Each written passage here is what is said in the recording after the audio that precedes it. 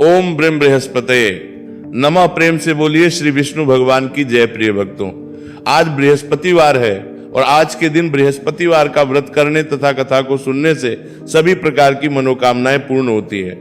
अगर व्रत नहीं भी रख सकते तो भी कथा को अवश्य सुनना चाहिए, क्योंकि कथा सुनने मात्र से ही भगवान बृहस्पति देव की कृपा से धन धान सुख सौभाग्य में वृद्धि होती है। प्राचीन समय की बात है, भारतवर्ष में एक अत्यंत प्रतापी धर्मात्मा और दयालु राजा राज्य करता था। उसकी प्रजा उसे पिता के समान मानती थी। उसके राज्य में किसी प्रकार का अन्याय नहीं था। चारों ओर सुख शांति और समृद्धि का वातावरण था। खेतों में भरपूर अन्न उपजता था, गौशालाएं समृद्ध थीं, नगरों में व्यापार फल फूल रहा था और किसी भी व्यक्ति को किसी वस्तु का अभाव नहीं था। राजा केवल एक कुशल शासक ही नहीं बल्कि महान दानी और धर्मपरायण भी था। प्रतिदिन प्रातःकाल स्नान और भगवान श्री हरि विष्णु की पूजा करने के बाद वह ब्राह्मणों, साधु संतों, निर्धनों, भूखों और असहाय लोगों को अन्न, वस्त्र, धन और अनेक प्रकार का दान दिया करता था। उसके महल से कभी कोई याचक खाली हाथ नहीं लौटता था। राजा का विश्वास था कि धन तभी सार्थक है जब उससे दूसरों का कल्याण हो। इसलिए वह यज्ञ, धर्मशाला, कुएं, तालाब और गौशालाओं का निर्माण भी कराता रहता था। उसके इन पुण्य कार्यों से देवता भी अत्यंत प्रसन्न रहते थे। किंतु राजा की रानी का स्वभाव राजा से बिल्कुल विपरीत था। उसे दान पुण्य बिल्कुल भी अच्छा नहीं लगता था। वह सोचती थी कि जो धन वर्षों की मेहनत से इकट्ठा किया गया है उसे यूं ही गरीबों और ब्राह्मणों में बांटना मूर्खता है। जब भी राजा किसी निर्धन को दान देता, रानी उसे रोकने का प्रयास करती और कहती, महाराज आप दिन रात धन लुटाते ही रहते हैं। यदि इसी प्रकार दान करते रहे तो एक दिन हमारे पास कुछ भी नहीं बचेगा। राजा मुस्कुराकर कहते, रानी दान से धन कभी कम नहीं होता। भगवान का दिया हुआ धन यदि भगवान के ही बच्चों के काम आ जाए तो वही सबसे बड़ा पुण्य है। किंतु रानी इन बातों को कभी नहीं समझ सकी। उसका मन न भगवान की भक्ति में लगता था, न ही दीन दुखियों की सेवा में। वह केवल अपने वैभव और ऐश्वर्य को ही सबसे बड़ा सुख मानती थी। समय अपनी गति से बीतता रहा। एक दिन राजा शिकार खेलने के लिए अपने सैनिकों के साथ घने वन की ओर चले गए। महल में उस समय रानी अकेली थी। उसी दिन देवताओं के गुरु देवगुरु बृहस्पति ने सोचा, राजा तो धर्म के मार्ग पर चल रहा है, परंतु उसकी रानी अभी भी दान और धर्म का महत्व नहीं समझती। समय आ गया है कि उसे उसके कर्मों का बोध कराया जाए। ऐसा विचार करके देवगुरु बृहस्पति ने एक वृद्ध साधु का रूप धारण किया। उनके हाथ में कमंडल था, कंधे पर झोली थी और मुख पर अद्भुत तेज चमक रहा था। वे धीरे धीरे चलते हुए राजमहल के द्वार पर पहुंचे। महल के द्वार पर खड़े होकर उन्होंने मधुर स्वर में पुकारा, भिक्षाओं देहि, भिक्षाओं देहि। साधु की आवाज सुनकर रानी बाहर आई। साधु ने बड़े विनम्र स्वर में कहा, देवी मैं एक साधु हूं, कई दिनों से यात्रा कर रहा हूं। यदि संभव हो तो कुछ अन्य भिक्षा दे दीजिए, भगवान आपका कल्याण करेंगे। लेकिन रानी का हृदय कठोर था। वह क्रोध से बोली, मैं किसी को कोई भिक्षा नहीं देती। मेरा पति तो पहले ही अपना सारा धन दान में लुटाता रहता है, अब तुम भी यहां आ गए। साधु ने शांत स्वर में कहा, देवी दान देने से कभी धन कम नहीं होता। दान किया हुआ धन अनेक गुना होकर वापस आता है। भूखे को भोजन कराना, प्यासे को पानी देना, निर्धन कन्याओं का विवाह कराना और धर्म के कार्यों में धन लगाना सबसे बड़ा पुण्य है। रानी ने उपहास करते हुए कहा, मुझे ऐसे धन की आवश्यकता ही नहीं जो बार बार दूसरों में बांटना पड़े।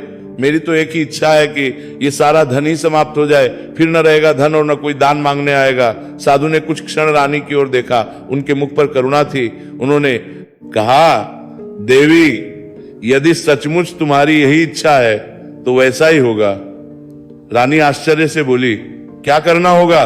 साधु ने उत्तर दिया, लगातार 3 बृहस्पतिवार तुम ऐसे कार्य करना जो इस दिन वर्जित माने गए हैं। गुरुवार के दिन पीली मिट्टी से सिर धोना, घर को अनुचित प्रकार से लीपना, कपड़े धोना और बृहस्पति देव का अनादर करना। ऐसा करोगी तो तुम्हारे घर का समस्त वैभव स्वयं नष्ट हो जाएगा। रानी ये सुनकर प्रसन्न हो गई। उसे लगा कि साधु ने उसकी मन की बात कह दी है। उसने बिना कुछ सोचे समझे साधु की बात स्वीकार कर ली। देवगुरु बृहस्पति मन ही मन मुस्कुराए और वहां से अंतर ध्यान हो गए। साधु के जाने के बाद रानी ने उनके बताए अनुसार ही करना आरंभ कर दिया। उसे तनिक भी यह आभास नहीं था कि वह स्वयं अपने ही घर के सुख, वैभव और समृद्धि को नष्ट करने जा रही है। पहला बृहस्पतिवार आया। उस दिन प्रातःकाल रानी ने स्नान करने के स्थान पर पीली मिट्टी से अपने सिर को धोया। फिर उसने घर में वे सभी कार्य किए जिन्हें गुरुवार के दिन करना शास्त्रों में निषिद्ध माना गया है। उसने न भगवान श्री हरि विष्णु का स्मरण किया, न देवगुरु बृहस्पति की पूजा की और न ही किसी ब्राह्मण अथवा निर्धन को दान दिया।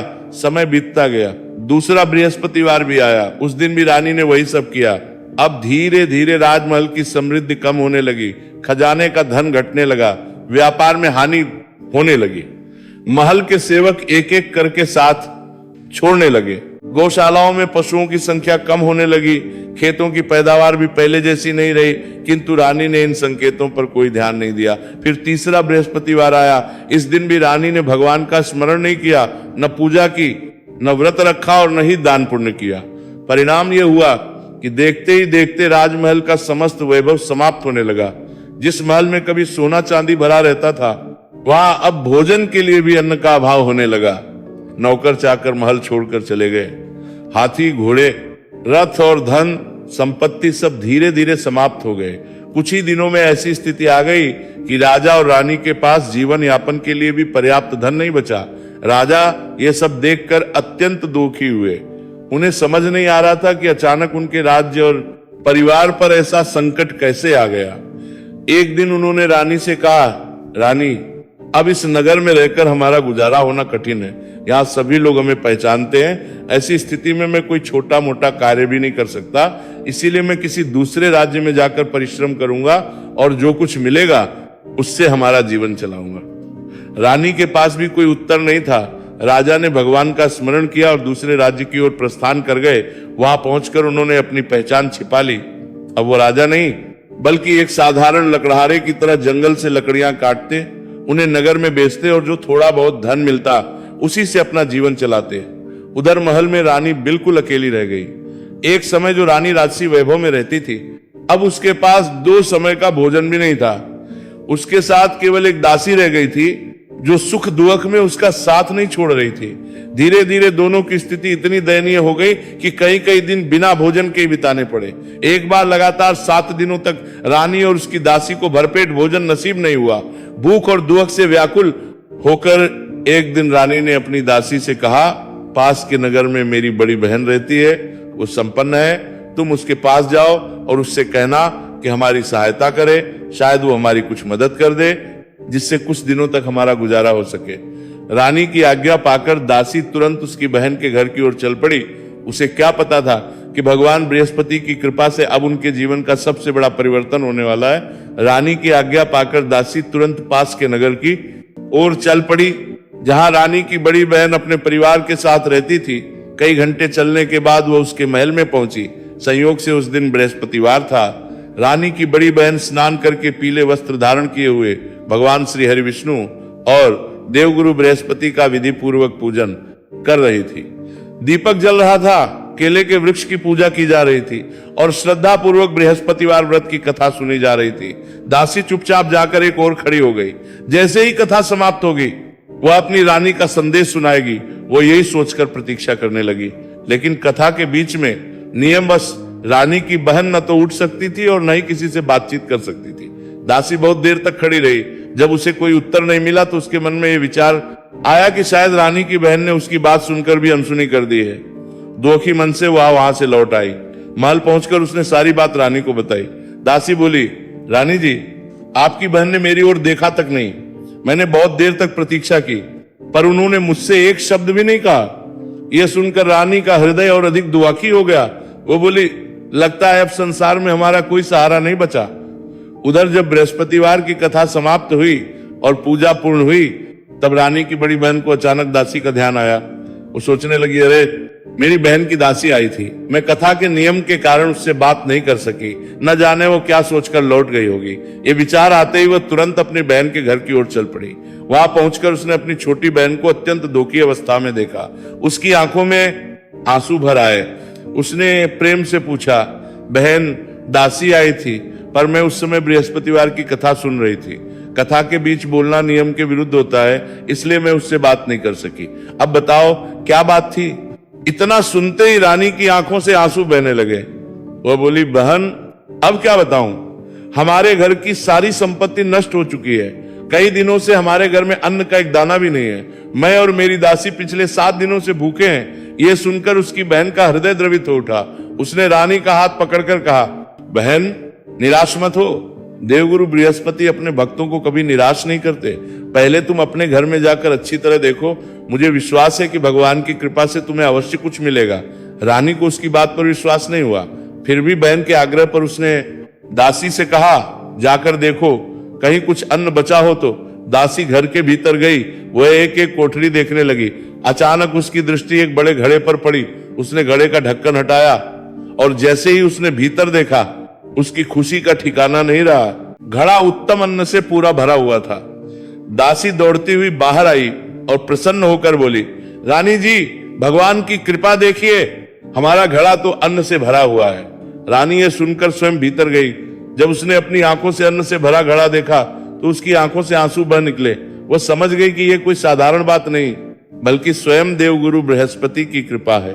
उसने अपनी बड़ी बहन के चरण पकड़ लिए और बोली, बहन मुझे भी वह उपाय बताओ जिससे मेरे जीवन की दरिद्रता सदा के लिए समाप्त हो जाए। रानी की बहन मुस्कुराई और बोली, बहन ये सब देवगुरु बृहस्पति की कृपा है। यदि तुम श्रद्धा और विश्वास से प्रत्येक गुरुवार भगवान श्री हरि विष्णु का पूजन करोगी, बृहस्पतिवार का व्रत रखोगी, कथा सुनोगी और दान पुण्य करोगी, तो भगवान तुम्हारे सारे दुख दूर कर देंगे। इसके बाद उसने बड़ी श्रद्धा से रानी को श्री बृहस्पतिवार व्रत की संपूर्ण विधि समझानी। आरंभ की रानी की बड़ी बहन ने प्रेम पूर्वक कहा, बहन देवगुरु बृहस्पति अत्यंत दयालु हैं। वे अपने भक्तों की थोड़ी सी श्रद्धा से भी प्रसन्न हो जाते हैं। यदि तुम सच्चे मन से उनका व्रत और पूजन करोगी तो तुम्हारे जीवन की सारी दरिद्रता दूर हो जाएगी। इसके बाद उसने बृहस्पतिवार व्रत की विधि समझाते हुए कहा, प्रत्येक गुरुवार प्रातःकाल ब्रह्म मुहूर्त में उठकर स्नान करो, स्वच्छ पीले वस्त्र धारण करो, भगवान श्री हरि विष्णु तथा देवगुरु बृहस्पति का ध्यान करो, केले के वृक्ष की जड़ में जल अर्पित करो, चने की दाल, गुड़, हल्दी, पीले पुष्प और पीले फलों से भगवान का पूजन करो, घी का दीपक जलाओ, श्रद्धा पूर्वक बृहस्पतिवार व्रत कथा सुनो और दिन भर सात्विक रहकर केवल पीले भोजन का ही सेवन करो। यदि श्रद्धा से यह व्रत किया जाए तो भगवान बृहस्पति दरिद्र को धनवान, निराश को आशावान और दुखी को सुखी बना देते हैं। रानी ने हाथ जोड़कर कहा, बहन आज से मैं जीवन भर इस व्रत का पालन करूंगी।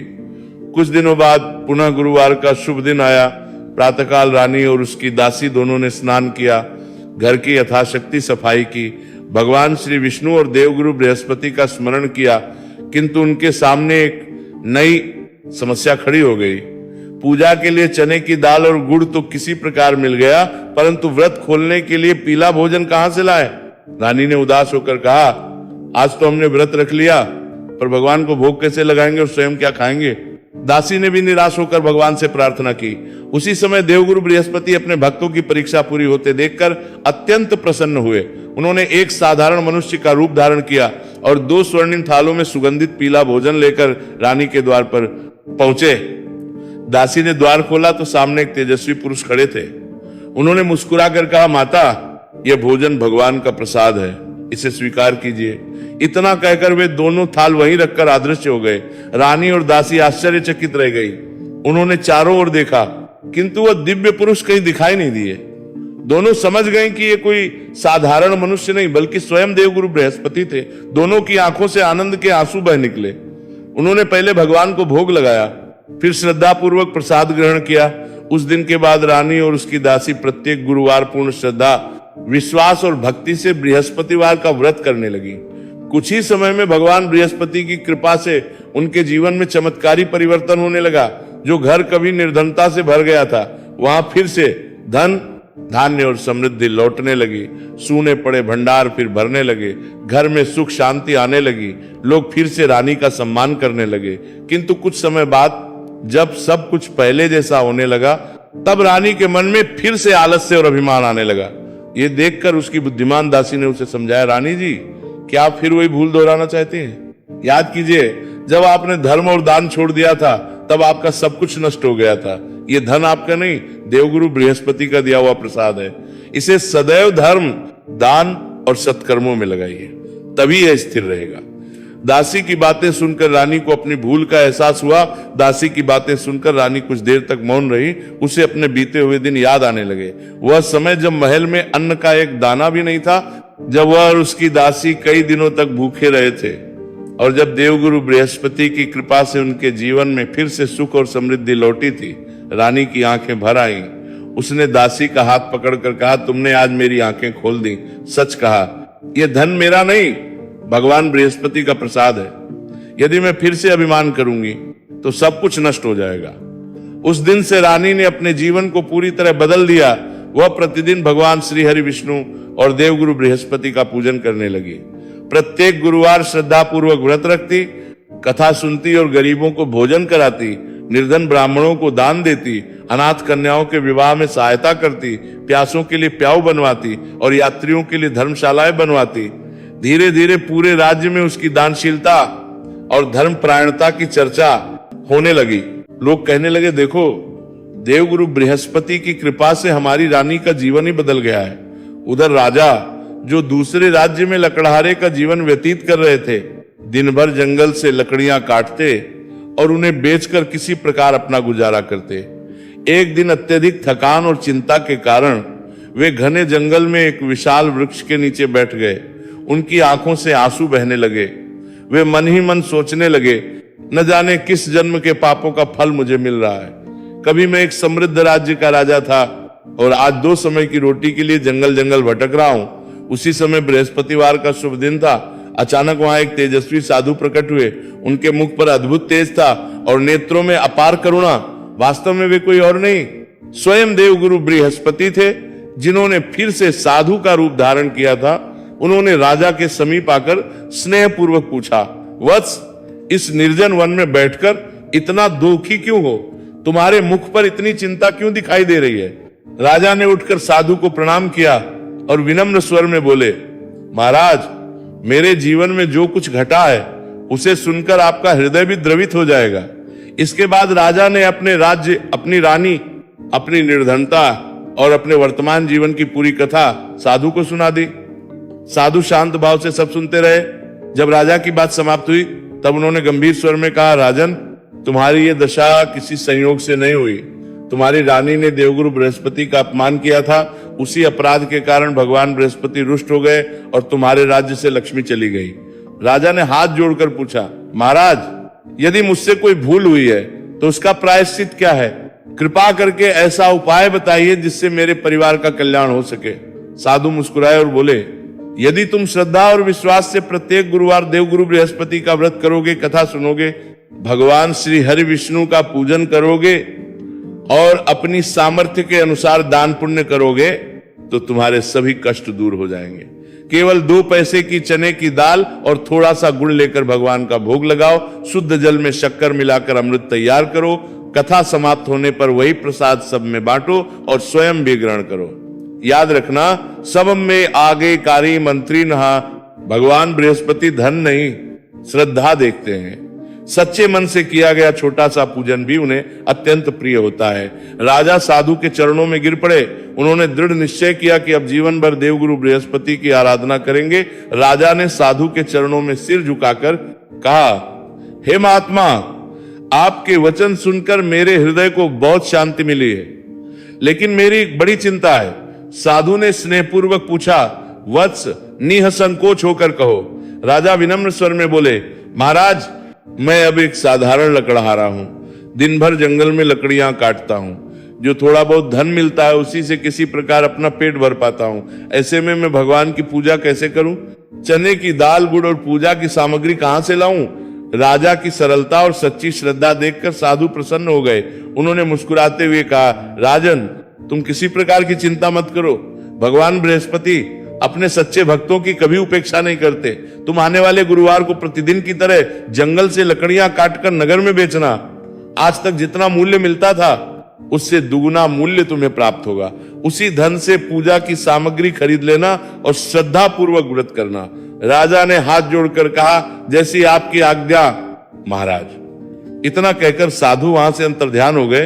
राजा समझ गए कि ये कोई साधारण संत नहीं थे। उनके मन में एक नई आशा का संचार हो गया।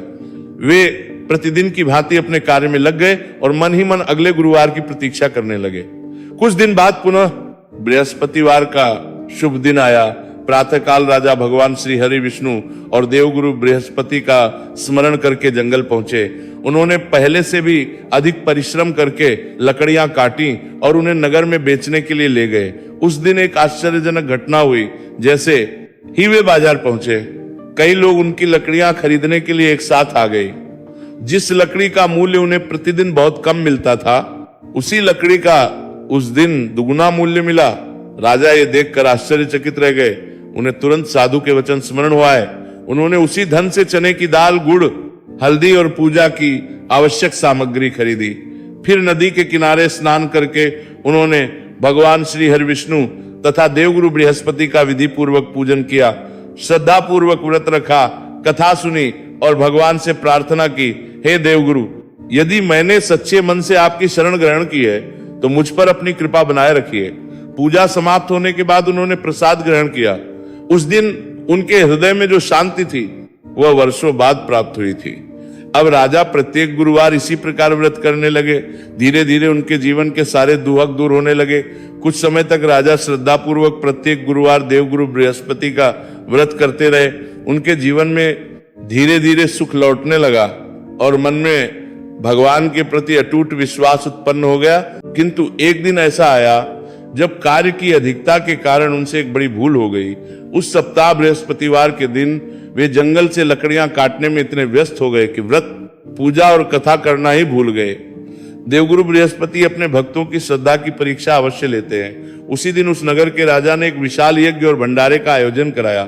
राजा ने पूरे नगर में यह घोषणा करवा दी, आज नगर का कोई भी व्यक्ति अपने घर में भोजन नहीं बनाएगा। सभी लोग राजमहल में आकर प्रसाद ग्रहण करेंगे। जो इस आज्ञा का पालन नहीं करेगा उसे दंड दिया जाएगा। सारी प्रजा राजमहल की ओर चल पड़ी। लकड़हारा बने हुए राजा भी कुछ देर बाद वहां पहुंचे। भोजन का समय लगभग समाप्त हो चुका था। नगर के राजा ने उन्हें देखा और दया करते हुए कहा, आओ भाई, तुम भी हमारे साथ बैठकर भोजन करो। लकड़हारा विनम्रता से उनके साथ बैठ गया। उधर राजमहल में रानी का एक अत्यंत बहुमूल्य हार दीवार की खूंटी पर टंगा हुआ था। संयोगवश उसी समय एक चील वहां आई और चमकता हुआ हार अपनी चोंच में दबाकर उड़ गई। जब रानी की दृष्टि उस स्थान पर पड़ी तो हार वहां नहीं था। रानी घबरा उठी। उसने चारों ओर खोज करवाई किंतु हार कहीं नहीं मिला। तभी उसकी दृष्टि उस अपरिचित लकड़हारे पर पड़ी जो कुछ ही देर पहले महल में आया था। रानी को संदेह हो गया।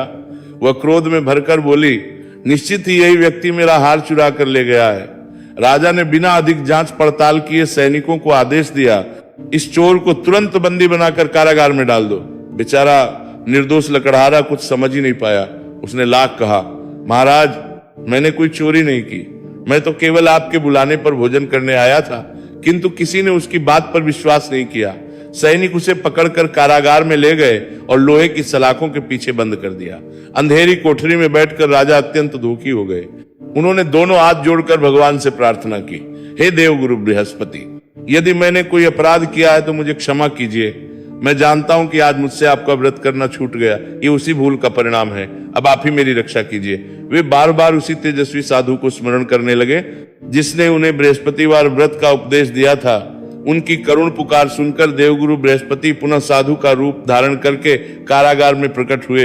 साधु को सामने देखकर राजा की आंखों से आंसू बह निकले। उन्होंने तुरंत उठकर उनके चरण पकड़ लिए। साधु ने प्रेम से कहा, वत्स, घबराओ मत, ये सब तुम्हारी श्रद्धा की परीक्षा है। राजा ने रोते हुए कहा, महाराज, मैंने तो कोई चोरी नहीं की, फिर भी मैं कारागार में बंद हूं। साधु मुस्कुराए और बोले, तुम्हारा अपराध केवल इतना है कि आज तुमने बृहस्पतिवार का व्रत और कथा नहीं की। अब ध्यान से सुनो, आने वाले गुरुवार को तुम्हें इस कारागार के द्वार पर 4 पैसे पड़े मिलेंगे। उन्हीं पैसों से चने की दाल और गुड़ खरीदकर भगवान बृहस्पति का व्रत करना और कथा सुनना। भगवान स्वयं तुम्हें इस संकट से मुक्त करेंगे। इतना कहकर साधु उसी प्रकार अदृश्य हो गए। राजा के हृदय में फिर से आशा जाग उठी। उन्हें पूर्ण विश्वास हो गया कि अब देवगुरु बृहस्पति स्वयं उनकी रक्षा करेंगे। राजा ने साधु के वचनों को अपने हृदय में बसा लिया। अब उन्हें पूरा विश्वास था कि देवगुरु बृहस्पति अवश्य उनकी रक्षा करेंगे। वे कारागार में भी निरंतर भगवान श्री हरि विष्णु और देवगुरु बृहस्पति का नाम जपते रहे। धीरे धीरे एक सप्ताह बीत गया। फिर पावन बृहस्पतिवार का दिन आया। प्रातःकाल जब कारागार का द्वार खोला गया, तब राजा ने देखा कि ठीक उसी स्थान पर 4 पैसे पड़े हुए हैं जहां साधु ने बताया था। यह देखकर उनके नेत्रों से आनंद के आंसू बह निकले। वे समझ गए कि यह स्वयं देवगुरु बृहस्पति की कृपा है। उन्होंने कारागार के प्रहरी से विनती की, भाई कृपा करके इन 4 पैसों से मेरे लिए थोड़ी सी चने की दाल और थोड़ा सा गुड़ ला दो। प्रहरी ने दया करके उनकी बात मान ली। कुछ ही देर में वह चने की दाल और गुड़ लेकर आ गया। राजा ने उसी कारागार में बैठकर अत्यंत श्रद्धा और भक्ति के साथ भगवान श्री हरि विष्णु तथा देवगुरु बृहस्पति का ध्यान किया। उन्होंने व्रत रखा, कथा का स्मरण किया और हाथ जोड़कर प्रार्थना की, हे देवगुरु, मैं आपकी शरण में हूं। यदि मेरी भक्ति सच्ची है तो मेरी रक्षा कीजिए। उधर उसी रात नगर के राजा को एक अद्भुत स्वप्न दिखाई दिया। स्वप्न में एक तेजस्वी दिव्य पुरुष प्रकट हुए।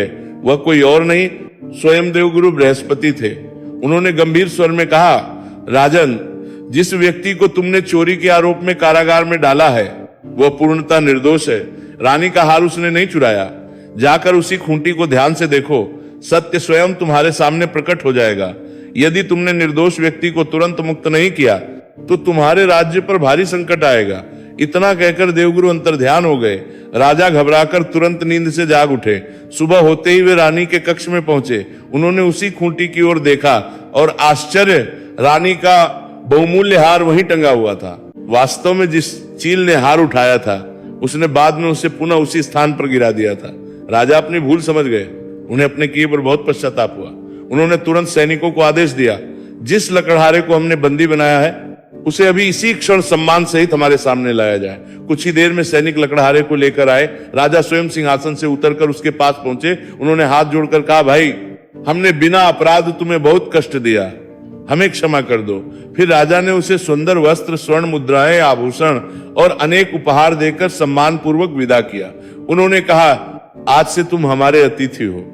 तुम्हारे साथ जो अन्याय हुआ है उसकी भरपाई हम कभी नहीं कर सकते। लकड़हारे ने मन ही मन देवगुरु बृहस्पति को प्रणाम किया।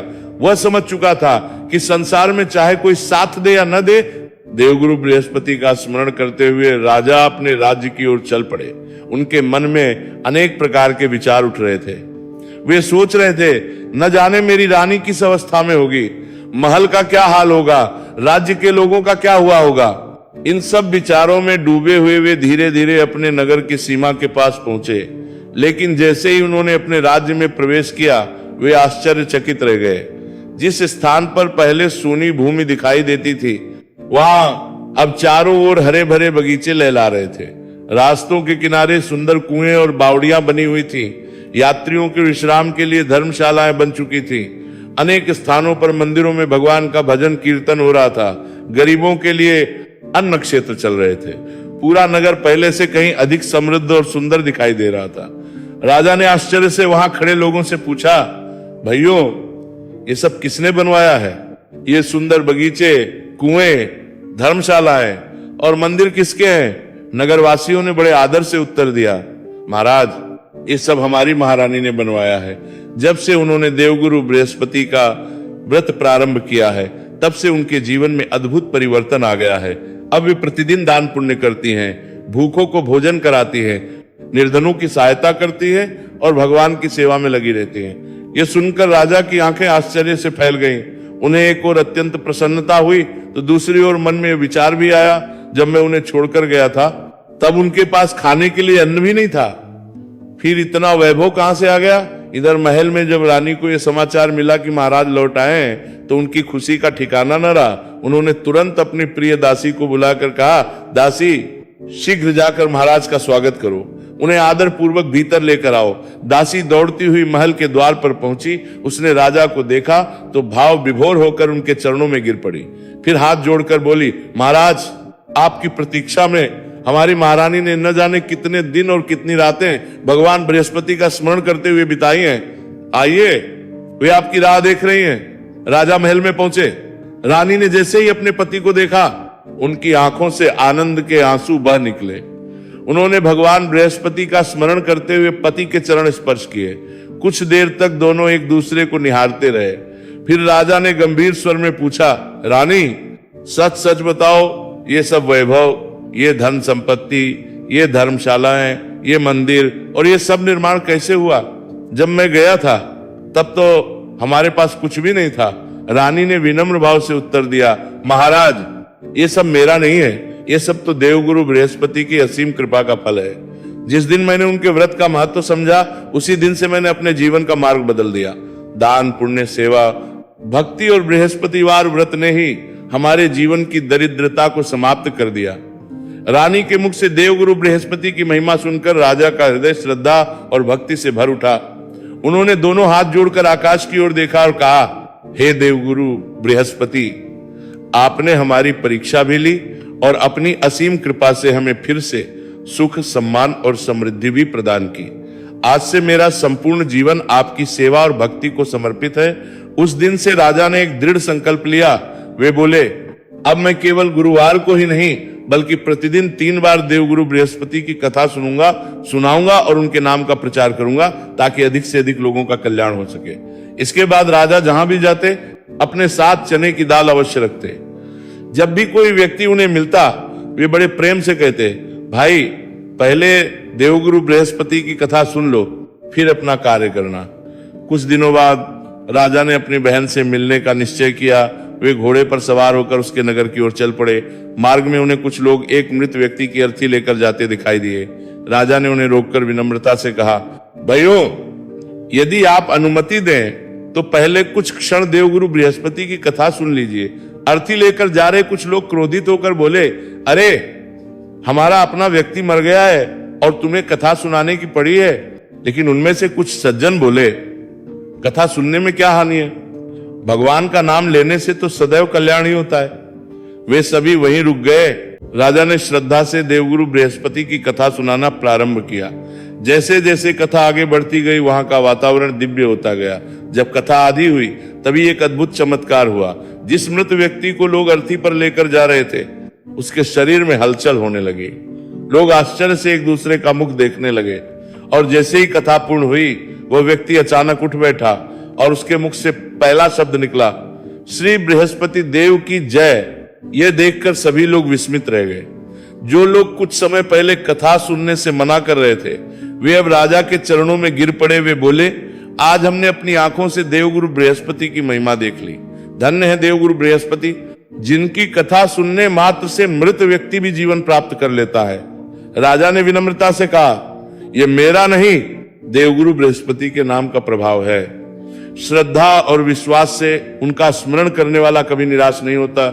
इसके बाद राजा आगे बढ़े। कुछ दूरी पर उन्होंने एक किसान को खेत में हल चलाते हुए देखा। राजा ने उसी प्रेम से कहा, भाई पहले देवगुरु बृहस्पति की कथा सुन लो, फिर अपना कार्य करना। किसान अभिमान से बोला, मेरे पास तुम्हारी कथा सुनने का समय नहीं। जब तक मैं तुम्हारी कथा सुनूंगा तब तक अपने खेत की कई कतारें जोत लूंगा। राजा मुस्कुराकर आगे बढ़ गए। राजा के वहां से आगे बढ़ते ही देवगुरु बृहस्पति की लीला प्रकट होने लगी। जो किसान कुछ ही क्षण पहले अभिमान में भरकर कथा सुनने से मना कर रहा था, उसके साथ अचानक एक विचित्र घटना घटी। जैसे ही उसने हल चलाना प्रारंभ किया, उसके दोनों बैल एक साथ भूमि पर गिर पड़े। उसी क्षण किसान के पेट में असहनीय पीड़ा होने लगी। वह दर्द से तड़पने लगा और खेत में ही गिर पड़ा। इतने में उसकी वृद्ध माता भोजन लेकर खेत पर पहुंची। उसने अपने पुत्र की यह दशा देखी तो घबरा गई। वह दौड़कर उसके पास आई और बोली, बेटा ये क्या हुआ? अभी तो तुम बिल्कुल स्वस्थ थे। किसान दर्द से कराहते हुए बोला, मां, अभी कुछ देर पहले एक राजा यहां आए थे। वे मुझे देवगुरु बृहस्पति की कथा सुनाना चाहते थे, लेकिन मैंने उनका अपमान कर दिया और कथा सुनने से मना कर दिया। उनके जाते ही ये विपत्ति आ गई। ये सुनते ही वृद्धा समझ गई कि ये कोई साधारण घटना नहीं है। वह तुरंत उसी दिशा में दौड़ी जिधर राजा गए थे। कुछ दूर चलने पर उसने राजा को देखा। वो उनके चरणों में गिर पड़ी और हाथ जोड़कर बोली, महाराज कृपा करके मेरे घर चलिए। मेरे पुत्र से बहुत बड़ी भूल हो गई है। उसने आपकी बात नहीं मानी। अब वह भयंकर पीड़ा से तड़प रहा है। राजा का हृदय करुणा से भर उठा। वे तुरंत उस वृद्धा के साथ खेत में पहुंचे। वहां किसान अभी भी दर्द से करा रहा था और उसके दोनों बैल भूमि पर पड़े थे। राजा ने शांत भाव से कहा, भाई भगवान का नाम लेने में कभी देर नहीं करनी चाहिए। अभी भी श्रद्धा से देवगुरु बृहस्पति की कथा सुनो। किसान ने पश्चाताप करते हुए हाथ जोड़ दिए, उसकी आंखों से आंसू बहने लगे। वो बोला, महाराज मुझसे बहुत बड़ा अपराध हो गया, कृपया मुझे क्षमा कर दीजिए, अब मैं पूरे मन से कथा सुनूंगा। राजा ने वहीं खेत में बैठकर श्रद्धा पूर्वक देवगुरु बृहस्पति की कथा सुनानी प्रारंभ की। कथा का प्रत्येक शब्द मानो अमृत के समान किसान के हृदय में उतर रहा था। जैसे ही कथा पूर्ण हुई, एक अद्भुत चमत्कार हुआ। किसान के पेट का भयंकर दर्द तुरंत समाप्त हो गया। वह उठकर खड़ा हो गया। उसी समय उसके दोनों बैल भी स्वस्थ होकर खड़े हो गए और पहले की भांति चलने लगे। यह दृश्य देखकर किसान, उसकी माता और वहां उपस्थित सभी लोग आश्चर्यचकित रह गए। सभी ने एक स्वर में जयकारा लगाया, देवगुरु बृहस्पति महाराज की जय। किसान राजा के चरणों में गिर पड़ा और बोला, महाराज आज मुझे समझ में आ गया कि भगवान की कथा का अपमान कभी नहीं करना चाहिए। आज से मैं भी प्रत्येक गुरुवार श्रद्धा से देवगुरु बृहस्पति का व्रत करूंगा और उनकी कथा सुनूंगा। राजा ने उसे आशीर्वाद दिया और आगे अपनी बहन के नगर की ओर प्रस्थान किया। उन्हें अभी ये नहीं पता था कि वहां भी देवगुरु बृहस्पति उनकी महिमा का एक और अद्भुत चमत्कार दिखाने वाले हैं। किसान और उसकी माता को देवगुरु बृहस्पति की महिमा का प्रत्यक्ष अनुभव कराकर राजा आगे बढ़े और कुछ समय बाद अपनी बहन के नगर पहुंच गए। बहन ने जैसे ही अपने भाई को देखा, वो अत्यंत प्रसन्न हो गई। उसने आदर पूर्वक उनका स्वागत किया, चरण स्पर्श किए और बड़े प्रेम से महल के भीतर ले गई। उस दिन राजा के सम्मान में अनेक प्रकार के स्वादिष्ट व्यंजन बनाए गए। दोनों भाई बहन ने वर्षों बाद मिलकर सुख दुख की बातें की और रात्रि विश्राम किया। अगले दिन प्रातःकाल जब राजा उठे तो उन्होंने देखा कि पूरे महल में सभी लोग भोजन कर रहे हैं। राजा ने अपनी बहन से पूछा, बहन क्या इस नगर में कोई ऐसा व्यक्ति नहीं है जिसने अभी तक भोजन न किया हो? मैं चाहता हूं कि पहले उसे देवगुरु बृहस्पति की कथा सुनाऊं, फिर वह भोजन करे। बहन मुस्कुराकर बोली, भैया हमारे नगर की रीति कुछ अलग है। यहाँ लोग पहले भोजन करते हैं, फिर अपने अन्य कार्य करते हैं। फिर भी भाई की इच्छा पूरी करने के लिए वो नगर में निकल पड़ी। उसने एक एक घर जाकर पूछा, लेकिन सभी लोग भोजन कर चुके थे। अंत में वह एक कुम्हार के घर पहुंची। वहां का दृश्य देखकर उसका हृदय द्रवित हो गया। कुम्हार का एकमात्र पुत्र कई दिनों से गंभीर रूप से बीमार पड़ा था। घर के सभी लोग उसकी चिंता में इतने दुखी थे कि पिछले 3 दिनों से किसी ने अन्न का एक दाना भी ग्रहण नहीं किया था। राजा की बहन ने उनसे कहा, यदि आप अनुमति दें तो मेरे भाई देवगुरु बृहस्पति की कथा सुनाएंगे। भगवान की कृपा से आपका पुत्र अवश्य स्वस्थ हो जाएगा। दुखी माता पिता तुरंत तैयार हो गए। कुछ ही देर में राजा वहां पहुंचे।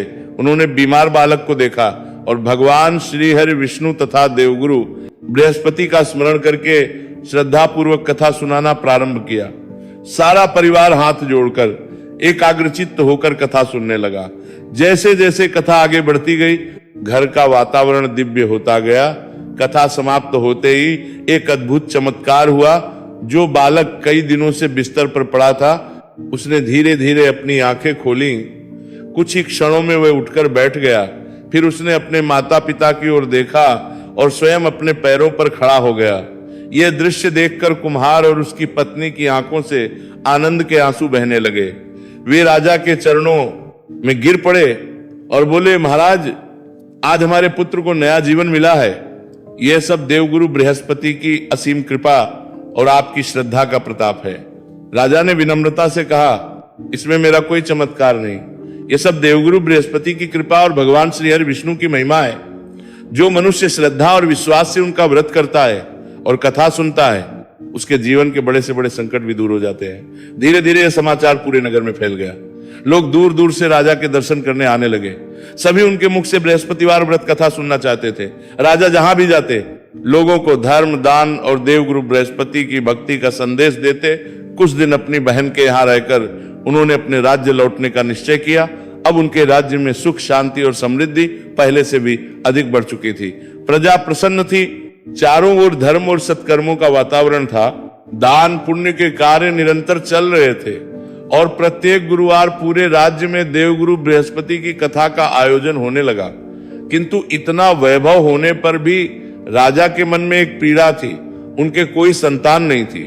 एक दिन अत्यंत दुखी होकर उन्होंने रानी से कहा, हे रानी, भगवान बृहस्पति की कृपा से हमें धन, वैभव, यश और सम्मान सब कुछ प्राप्त हो गया, परंतु हमारे जीवन में संतान सुख नहीं है। जिस घर में संतान न हो वह घर कितना ही समृद्ध क्यों न हो, मन में एक खालीपन बना ही रहता है। राजा की बातें सुनकर रानी ने बड़े विश्वास के साथ कहा, महाराज, आप चिंता क्यों करते हैं? जिन्होंने हमें निर्धनता से निकालकर फिर से समृद्ध बनाया, वे देवगुरु बृहस्पति हमें संतान सुख भी अवश्य प्रदान करेंगे। हमें केवल श्रद्धा और धैर्य बनाए रखना चाहिए। रानी की अटूट श्रद्धा देखकर राजा को भी साहस मिला। दोनों पति पत्नी पहले से भी अधिक नियम पूर्वक प्रत्येक गुरुवार व्रत करने लगे। वे भगवान श्री हरि विष्णु और देवगुरु बृहस्पति का पूजन करते, कथा सुनते, गरीबों को भोजन कराते और ब्राह्मणों को दान देते। एक रात जब राजा भगवान का स्मरण करते हुए सोए हुए थे, तब उन्हें स्वप्न में दिव्य प्रकाश दिखाई दिया। उस प्रकाश के मध्य स्वयं देवगुरु बृहस्पति प्रकट हुए। उनके मुखमंडल पर दिव्य तेज था। उन्होंने मधुर स्वर में कहा, राजन, अब चिंता त्याग दो। तुम्हारी रानी के गर्भ में एक तेजस्वी पुत्र आने वाला है। वह पुत्र धर्मपरायण, पराक्रमी और कुल का यश बढ़ाने वाला होगा। इतना कहकर देवगुरु बृहस्पति अंतर ध्यान हो गए। सुबह होते ही राजा ने अपना स्वप्न रानी को सुनाया। रानी की आंखों से आनंद के आंसू बह निकले। उन्होंने हाथ जोड़कर भगवान का धन्यवाद किया। कुछ समय बाद देवगुरु बृहस्पति के वरदान के अनुसार रानी गर्भवती हुई। पूरा राज्य इस शुभ समाचार से आनंदित हो उठा। 9 महीने पूर्ण होने पर शुभ मुहूर्त में रानी ने एक अत्यंत सुंदर, तेजस्वी और स्वस्थ पुत्र को जन्म दिया। राजमहल में चारों ओर उत्सव मनाया गया। शंख, नगाड़े और घंटों की ध्वनि से पूरा नगर गूंज उठा। गरीबों को अन्न, वस्त्र और स्वर्ण का दान दिया गया। ब्राह्मणों को दक्षिणा दी गई। संपूर्ण राज्य में मिठाइयां बांटी गई। राजा और रानी की खुशी का ठिकाना नहीं था। राजा ने अपने पुत्र को गोद में उठाकर भाव विभोर होकर कहा, हे देवगुरु बृहस्पति, ये पुत्र आपका ही प्रसाद है। आज मेरा जीवन सफल हो गया। कुछ समय बाद जब राजा की बहन को यह शुभ समाचार मिला कि उसके भाई के घर एक तेजस्वी पुत्र का जन्म हुआ है, तो उसकी प्रसन्नता का ठिकाना न रहा। वह सुंदर वस्त्र, आभूषण, फल, मिठाइयां और अनेक उपहार लेकर अपने भाई के महल पहुंची। महल में चारों ओर उत्सव का वातावरण था। मंगल गीत गाए जा रहे थे। ब्राह्मण वेद मंत्रों का उच्चारण कर रहे थे और पूरा राजमहल भगवान श्री हरि विष्णु तथा देवगुरु बृहस्पति के जय घोष से गूंज रहा था। राजा ने अपनी बहन का बड़े प्रेम से स्वागत किया, किंतु राजा ने पहले ही रानी से कहा था, जब मेरी बहन आए तब तुम उससे कोई कटु बात मत कहना। रानी ने मुस्कुराकर उनकी बात स्वीकार कर ली। राजा की बहन ने नवजात बालक को गोद में लिया, उसे आशीर्वाद दिया और प्रेम से बोली, भगवान बृहस्पति की कृपा से यह बालक दीर्घायु, धर्मात्मा और यशस्वी बने। कुछ समय बाद राजा ने अपनी बहन से कहा, बहन, आज जो सुख हमारे घर में आया है वो केवल देवगुरु बृहस्पति की असीम कृपा का ही फल है। बहन ने मुस्कुराकर उत्तर दिया, भैया, भगवान बृहस्पति कभी भी अपने सच्चे भक्तों को निराश नहीं करते। जिस प्रकार उन्होंने निर्धनता में तुम्हारी रक्षा की, कारागार से तुम्हें मुक्त कराया, तुम्हारा खोया हुआ राज्य लौटाया और आज तुम्हें संतान सुख प्रदान किया, उसी प्रकार वे प्रत्येक श्रद्धालु की मनोकामना पूर्ण करते हैं। राजा ने हाथ जोड़कर कहा, आज से हमारे राज्य में प्रत्येक गुरुवार देवगुरु बृहस्पति का व्रत और कथा अवश्य होगी। जो भी श्रद्धा से इस व्रत को करेगा उसकी यथाशक्ति सहायता भी की जाएगी। उस दिन से पूरे राज्य में प्रत्येक बृहस्पतिवार भगवान श्री हरि विष्णु और देवगुरु बृहस्पति का भव्य पूजन होने लगा। लोग पीले वस्त्र धारण करते, केले के वृक्ष का पूजन करते, चने की दाल और गुड़ का भोग लगाते, कथा सुनते और निर्धनों को दान देते। धीरे धीरे उस राज्य में कभी भी अकाल नहीं पड़ा। प्रजा सदैव सुखी रही। धर्म, समृद्धि और शांति का वास बना रहा। राजा, रानी और उनका पुत्र दीर्घ काल तक न्यायपूर्वक राज्य करते रहे। अंत समय आने पर देवगुरु बृहस्पति की कृपा से वे समस्त सांसारिक सुखों का भोग कर दिव्य लोक को प्राप्त हुए। जो स्त्री या पुरुष श्रद्धा और विश्वास के साथ प्रत्येक गुरुवार देवगुरु बृहस्पति का व्रत करता है, जो भगवान श्री हरि विष्णु का पूजन करता है, जो बृहस्पतिवार की कथा स्वयं पढ़ता है, सुनता है अथवा दूसरों को सुनाता है, उसके जीवन से दरिद्रता दूर होती है। घर में सुख, शांति और समृद्धि का वास होता है। रुके हुए कार्य पूर्ण होते हैं। योग्य संतान की प्राप्ति होती है। वैवाहिक जीवन में मधुरता आती है। ज्ञान, यश, सम्मान और ऐश्वर्य की वृद्धि होती है। और अंत में भगवान श्री हरि विष्णु तथा देवगुरु बृहस्पति की कृपा से मनुष्य को उत्तम गति प्राप्त होती है। इसी विश्वास के साथ सभी भक्त प्रेम पूर्वक बोलिए देवगुरु बृहस्पति महाराज की जय, श्री हरि विष्णु भगवान की जय, सदगुरु भगवान की जय। तो प्रिय भक्तगणों, उम्मीद करता हूं आज की यह कथा आपको अत्यंत ही पसंद आई होगी। इसलिए वीडियो को लाइक करके कमेंट में जय श्री हरि विष्णु लिखते हुए वीडियो को शेयर अवश्य कीजिएगा और भगवान भोलेनाथ तथा भगवान विष्णु की अन्य दिव्यमय कथाएं सुनने के लिए हमारे चैनल को सब्सक्राइब करके बेल बटन को भी लीजिएगा। प्रिय भक्तों, आज से प्रिय सावन मास का शुभारंभ हो रहा है, तो आप हमारे चैनल पर सावन मास महात्म्य और शिव महापुराण की कथा और महिमा सुनना मत भूलिएगा। भगवान नारायण सबका कल्याण करे। हरे कृष्ण।